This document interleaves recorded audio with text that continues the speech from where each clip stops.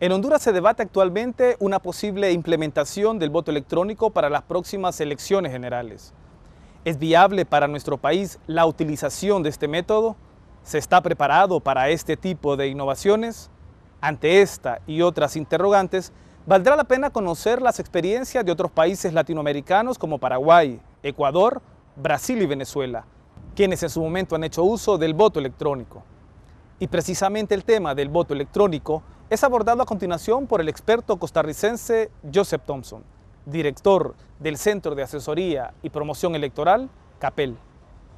En América Latina el modelo de organización electoral es que privilegia la existencia de un organismo permanente, autónomo, especializado, encargado de los asuntos electorales, que puede ser uno solo o pueden ser varios por país, pero que en todo caso nos crea un lenguaje común que nos permite estar discutiendo acerca de una agenda electoral en donde los puntos de debate son cada vez más coincidentes. No en vano la exposición anterior hizo un repaso de 7 campos temáticos y de una nueva aproximación que justamente motiva la reforma electoral, pero que está siendo cada vez más común en América Latina y que podemos compartir aciertos y errores precisamente en virtud de ese carácter que le dan la naturaleza de los organismos electorales.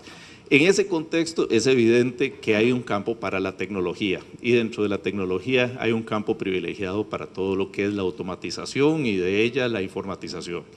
Evidentemente los procesos electorales que tenemos hoy en día no podrían ser lo que son si no fuera por los avances tecnológicos y sobre todo por lo que ha representado toda una nueva disciplina que es la informática electoral y que realmente transforma tanto las etapas preparatorias como el desarrollo de los comicios y la etapa postelectoral, donde la transmisión de resultados, piensen ustedes, es absolutamente determinante en la percepción de la opinión pública acerca de si fue correcto el proceso o no. En ese sentido hay un campo para la tecnología y para cada desarrollo tecnológico, seguramente en las distintas etapas del proceso electoral. Pero debemos tener un cuidado, no convertir a la tecnología en una solución por sí misma y no convertir a la tecnología en un enemigo. Debemos ubicarnos en un terreno intermedio en donde veamos los desarrollos tecnológicos como una oportunidad, pero entendamos también que cada aplicación tecnológica puede tener consecuencias positivas y eventualmente efectos adversos que debemos cuantificar antes de ponerla en práctica. Y por esa razón, entender que un solo desarrollo tecnológico no puede resolver todos los problemas de un sistema electoral.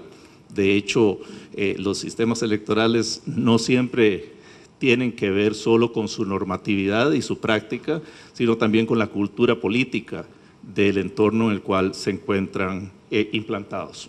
En consecuencia, cuando uno ve las etapas previas de lo que es los comicios, la construcción de registro electoral, la logística para el día de las elecciones, la capacitación, encuentra en todos ellos un lugar privilegiado para lo que es la informatización en materia electoral. Lo cierto del caso es que en este momento es impensable realizar un proceso electoral como los hacemos en América Latina en los últimos años, desde que recuperamos la democracia hace un poco más de 2 décadas en esta parte del mundo, sin los desarrollos informáticos que nos permiten hoy en día contar, por ejemplo, con resultados electorales en cuestión de horas y no de días o semanas, como era la usanza en el pasado. Y evidentemente reducir así también la ansiedad que se produce en la ciudadanía y la opinión pública a raíz de un proceso electoral. Siguiente, por favor. En América Latina encontramos algunos aciertos muy importantes en desarrollos recientes en temas de informatización aplicada a procesos electorales, pero también encontramos algunos errores y como siempre se aprende más de los errores que de los aciertos, conviene revisar los errores. Yo en alguna oportunidad he propuesto a los amigos de los organismos electorales que hagamos una colección de grandes fallos con buenas intenciones en materia electoral, porque creo que a veces se oculta el resultado de estos fallos, y lo cierto del caso es que todos podemos aprender mucho de cosas que se planearon con las mejores intenciones, pero salieron con los peores resultados. En todo caso, en este papel de la informatización, la experiencia reciente de América Latina, ¿qué tenemos, por ejemplo? Figuras tan importantes como la auditoría de registros electorales, que es una cosa que cuando nosotros hicimos la primera en Guatemala, hará unos 14 años, lo cierto del caso es que era prácticamente pionero el esfuerzo en ese momento. Hoy en día, tanto desde la sociedad civil y apoyado por instancias internacionales, como en el cuadro, por ejemplo, de la Organización de Estados Americanos, lo ha hecho también CAPEL en diferentes instancias. El NDI ha impulsado esfuerzos de este tipo desde la sociedad civil. Se viene haciendo una auditoría de los registros electorales, logrando que no solo superar discusiones políticas que podían de alguna manera dañar la credibilidad de un proceso electoral, sino también replantear y modernizar el registro de electores, que es algo fundamental si ustedes quieren que el sufragio sea realmente universal. En ese sentido, me lleva al otro desarrollo reciente, que es la aplicación de la biometría a los registros electorales. A veces sobreenfatizamos el tema de los resultados electorales y nos olvidamos de que a la base está un registro electoral que es justamente la piedra sobre la cual se sostiene todo el régimen de un proceso electoral. Pero no todos son aciertos. Y por ejemplo, puse Ecuador 2006 para tirarnos un poquito para atrás en el tiempo y no mencionar algunas otras cosas, pero lo cierto del caso es que Ecuador en el 2006 encargó a una empresa extranjera todo el sistema de transmisión de resultados, y en un fracaso estrepitoso esta empresa no pudo entregar más que algo así como el 10-15% de los resultados para presidente, no entregó nada para los resultados de Congreso y terminó hasta con su representante en el hospital por cárcel, y la empresa siendo ejecutada en una garantía de $4 millones, con un desprestigio total de un organismo electoral que hasta ese momento lo había hecho bien, planeando esas elecciones. Y eso, ¿por qué? Por fallos técnicos y fallos también en la planificación de un proceso en el cual se suponía que la tecnología lo podía resolver todo, pero no podía resolver lo complicado del escrutinio en Ecuador y la carencia de datos para que el sistema funcionara. De modo que ahí tienen ustedes un gran fallo, no solo técnico, pero sí con implicaciones técnicas y una consecuencia política muy negativa para el proceso y el organismo electoral. O la eliminación de un voto electrónico ya implantado. A veces creemos que el camino del voto electrónico es de una sola vía y que una vez que lo implantamos solo queda perfeccionarlo. No es cierto. Ha habido países en el mundo que lo han puesto en práctica, Paraguay a más del 50% y Holanda, que aunque no sea de nuestra parte del mundo, la historia de Holanda es tan interesante que es inevitable contarla en esta materia. ¿Por qué en ambos casos se elimina un voto electrónico ya implantado? Porque se pierde confianza en el sistema. Y si no hay confianza en el sistema, no hay credibilidad en el proceso. Si no hay credibilidad en el proceso, no hay legitimidad de las autoridades electas. En consecuencia, son historias que debemos recordar. Paraguay lo elimina porque en un momento determinante de la historia paraguaya, cuando había la posibilidad, como efectivamente sucedió, de que ganara una opción distinta de la de los colorados, la clase política perdió confianza en la máquina brasileña que generosamente ese país había donado a Paraguay y que había funcionado bien por varios procesos electorales. Pero en un momento determinado, por desconfianza acerca de los programas que había en la máquina, ya que esta máquina había sido diseñada en Brasil y el código fuente no podía ser puesto a disposición de los paraguayos, inmediatamente empieza un retroceso y se elimina el voto electrónico de ese país. El caso de Holanda es un poco más dramático, porque ahí es que prácticamente la Comisión de Elecciones hace un reto público de decirle a los hackers y a todos los que cuestionaban el voto electrónico: traten ustedes de introducirse en esta máquina y de cambiar los resultados, y en 20 minutos uno de los hackers más famosos de Holanda logra hacerlo, cambia los resultados, mientras otro demuestra también que a una distancia de menos de 10 metros puede leer y modificar los resultados que están ingresando en la máquina. Como resultado, Holanda elimina el voto electrónico y queda tan traumada por el hecho que ahora está pensando que antes del 2017 no debe siquiera considerarlo para superar ese momento bochornoso para las autoridades electorales. Siguiente. Entonces, la gran pregunta ¿es dable aplicar la tecnología de punta al acto de votar si hemos votado manualmente muy bien por mucho tiempo? Si vemos que algunas de las más antiguas democracias del mundo siguen votando manualmente y no se plantean el voto electrónico. De hecho, Alemania, por medio de una sentencia del Tribunal Constitucional, dijo que no era posible poner el voto electrónico hasta que cada votante no tuviera la certeza de cómo funcionaba cada etapa del proceso electoral por medio de la máquina. Y esa es una democracia muy consolidada en Europa. Pero lo cierto del caso es que también hay otras que ya lo están instalando. India tiene voto electrónico, en América Latina tenemos ejemplos que vamos a ver más adelante. Bélgica tiene un voto electrónico que, a pesar de ser tan cercano a Holanda, no ha tenido las consecuencias que tuvo en ese país. De modo que hay un debate acerca de si es posible incorporar la informatización al acto mismo de votar. ¿Cuál es el propósito principal? Reducir el periodo de incertidumbre entre las votaciones y los resultados, la difusión de resultados electorales. Siguiente. Bueno, siguiente para...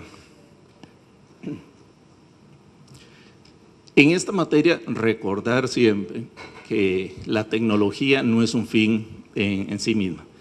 La tecnología debe ser, como cualquier desarrollo en un proceso electoral, como cualquier intento de reforma electoral, debe ser un medio para expandir la vigencia de derechos políticos.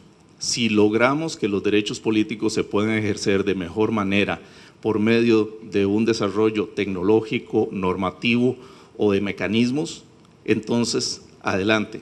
Pero a veces tendemos a convertir las modalidades tecnológicas en soluciones en sí mismas, o pensar, tal vez con alguna ingenuidad, que nos van a resolver todos los problemas de un sistema electoral. Siguiente.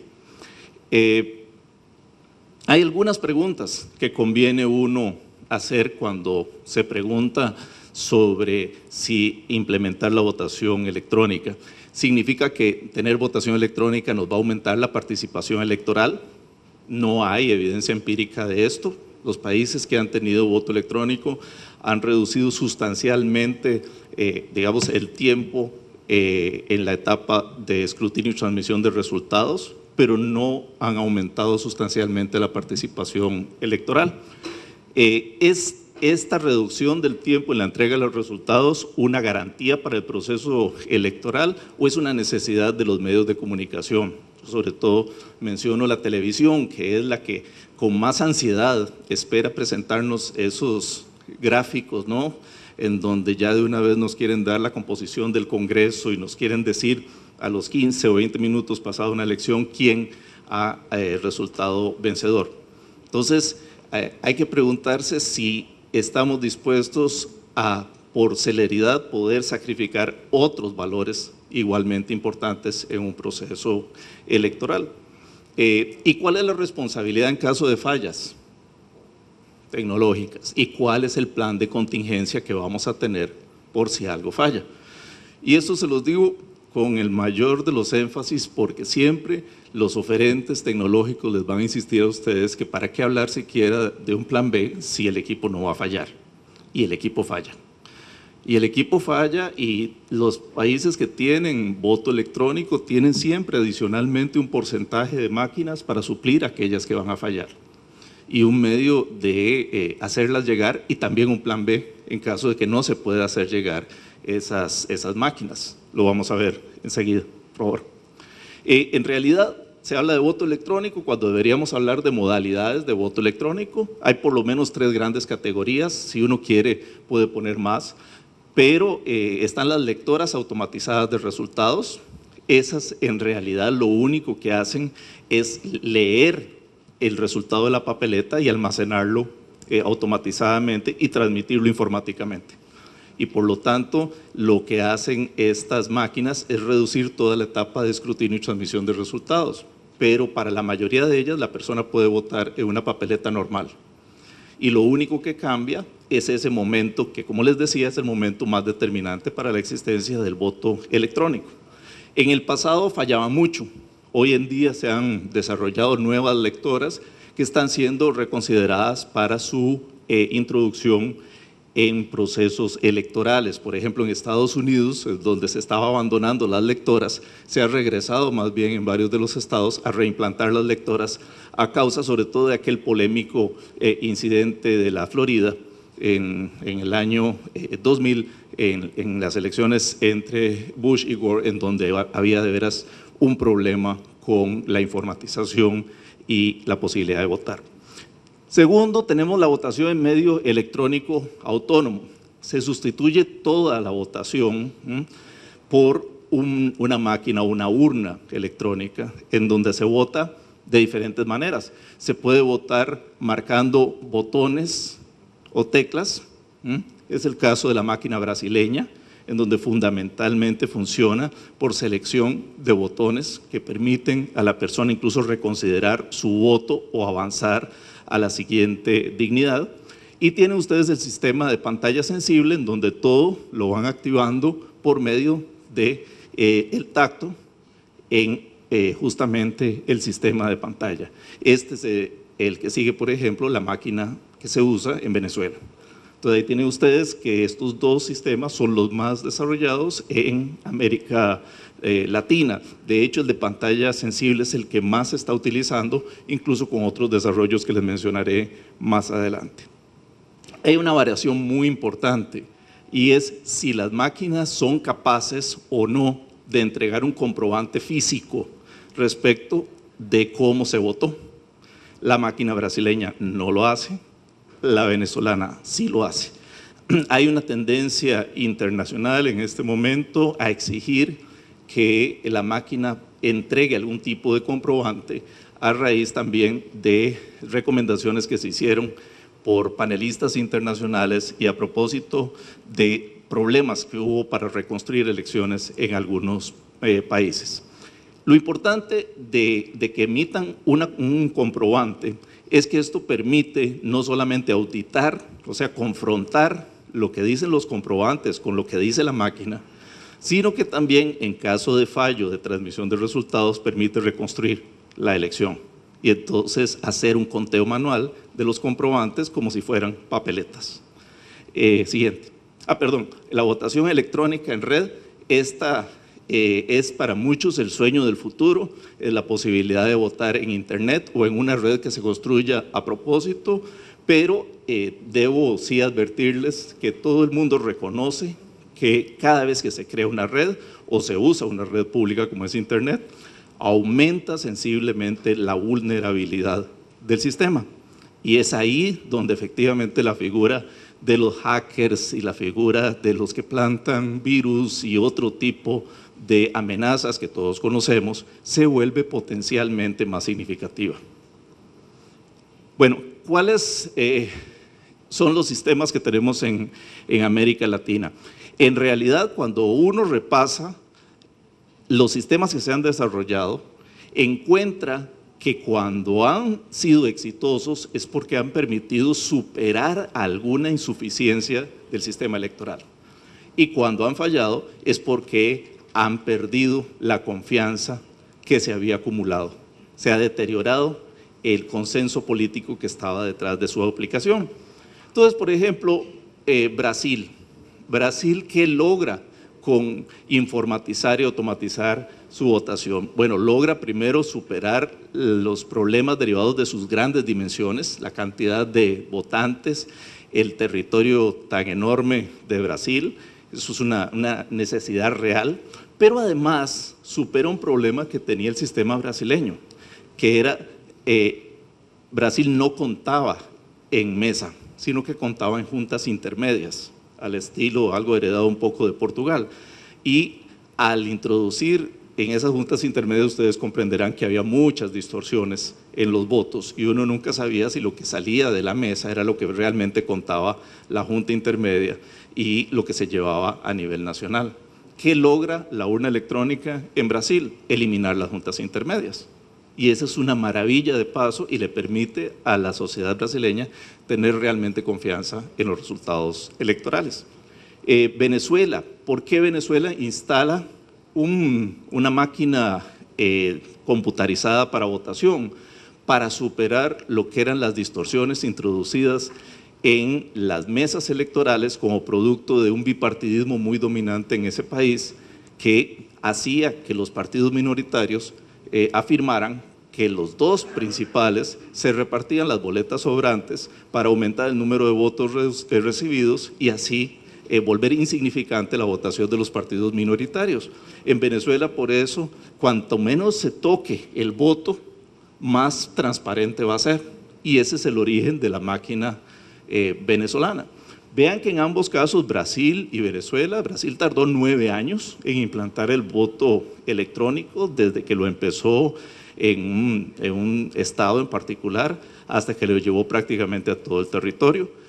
Venezuela tardó menos tiempo, pero si uno toma en cuenta las lectoras ópticas que tuvo en algún momento, también son unos 7 años desde ese momento hasta que tienen el sistema con el que cuentan actualmente.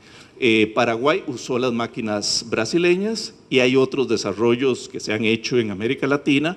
Perú, la OMPE, ha desarrollado su propia urna electrónica, pero solo la ha puesto en práctica con un plan piloto muy reducido.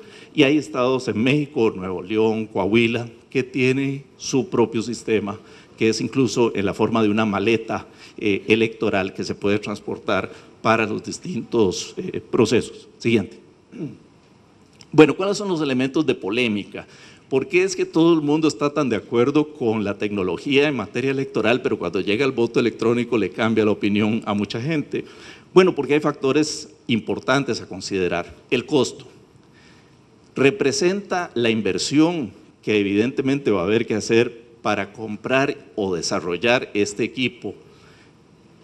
Representa la necesidad más importante de una sociedad en un momento determinado cuando se trata de elecciones, o esa inversión podría canalizarse a un mejor registro electoral, a una revisión de cómo funciona todo el sistema electoral, a un régimen electoral que supere otro tipo de insuficiencias. Es evidente que hay que hacer una inversión considerable con el voto electrónico, eso varía, pero algunas de las máquinas de votación electrónica valen miles de dólares. Entonces piensen la cantidad que ustedes necesitarían para implantar votación en todo un país a efecto de dotarlo del equipo.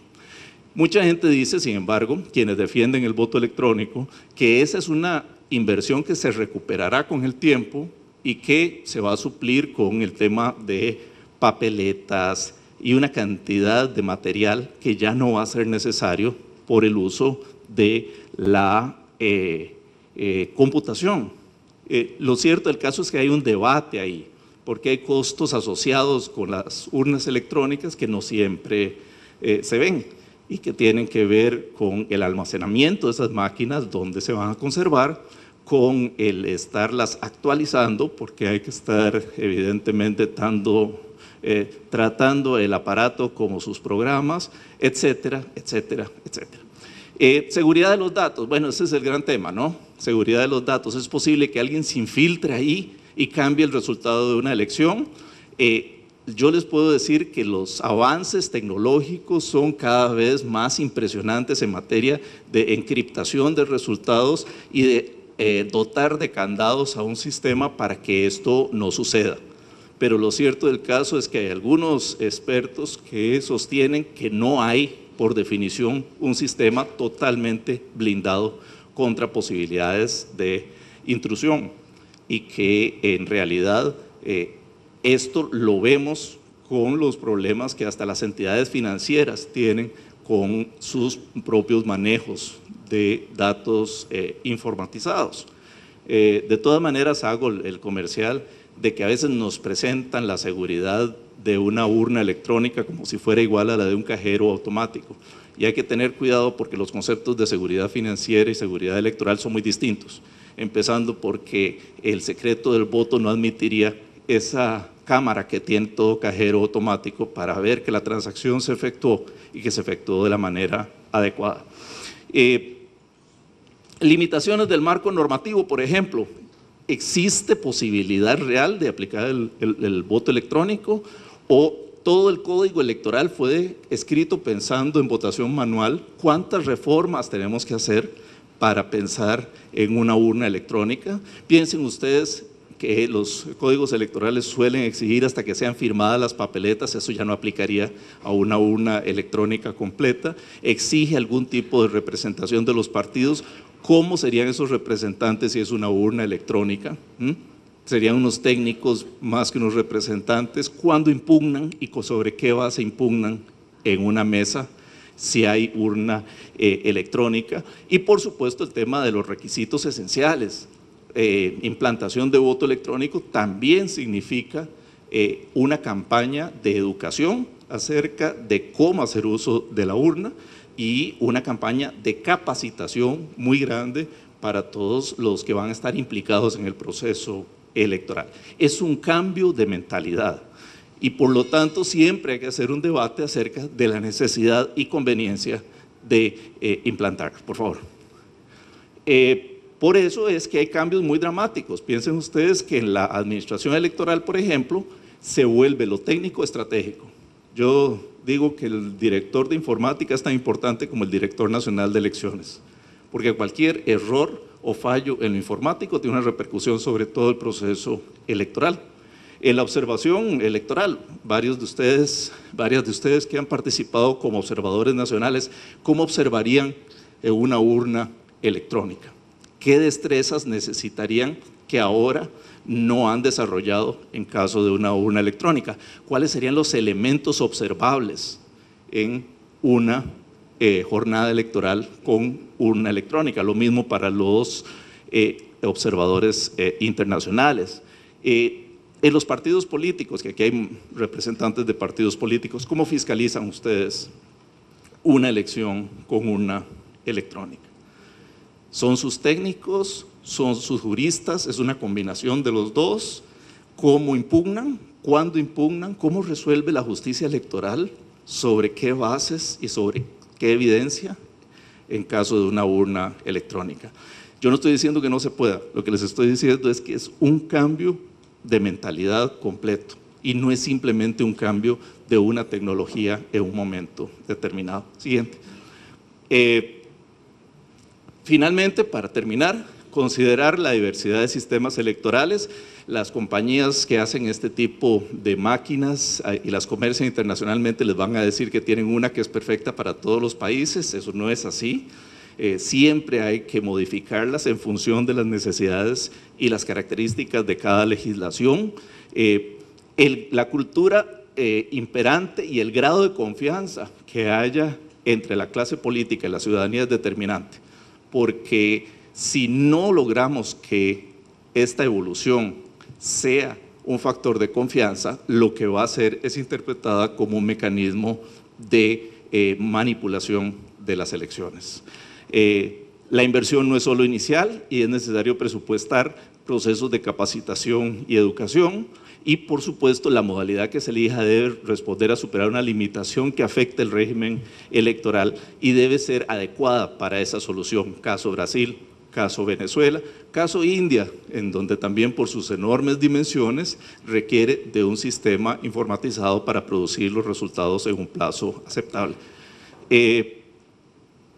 Si quiere lo pasamos. Y finalmente tener en cuenta que conviene establecer un orden de prelación y de gradualidad en las medidas que lleven a el voto electrónico. A veces nos concentramos solamente en esta etapa, pero no vemos lo que puede haber antes en el tema de registro electoral, en el tema de cultura política, en el tema, por ejemplo, de prácticas clientelares que puedan prevalecer en una sociedad determinada. El voto electrónico por sí mismo no va a cambiar una cultura política si no introducimos otros elementos, aunque puede ser un gran factor de transparencia de un proceso determinado. Entonces, lo más importante quizá es que es un cambio tan trascendental que requiere un amplio consenso político. Y es ese amplio consenso político el que va a sostener la realización de elecciones con la urna electrónica. A ese propósito, déjenme contarles la experiencia de Venezuela. Venezuela, a pesar de tener una urna electrónica, decidió hacer lo que ellos llaman auditorías, es decir, el cotejo de los resultados de la máquina con las papeletas o los comprobantes físicos en más del 40% de la votación. Era una cosa que desde el punto de vista estadístico no se justificaba, pero desde el punto de vista político era lo que la oposición requería para aceptar el uso de las máquinas y los resultados de las elecciones. Y ese es, yo creo, el mejor ejemplo de que este tipo de votación requiere un amplio consenso político y requiere entonces la construcción de un consenso político que no se da de la noche a la mañana.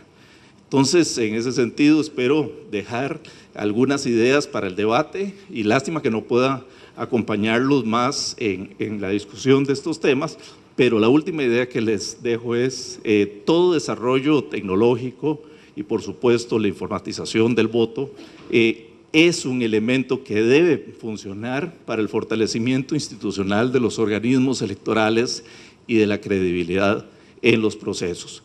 Pero si no se maneja bien, puede ser más bien un elemento de deterioro de la legitimidad de un proceso determinado. Y la forma en que se maneje va a determinar si tenemos un éxito o si tenemos más bien un retroceso en función de estos desarrollos. Muchas gracias por la atención y espero dejar algunas ideas para el debate.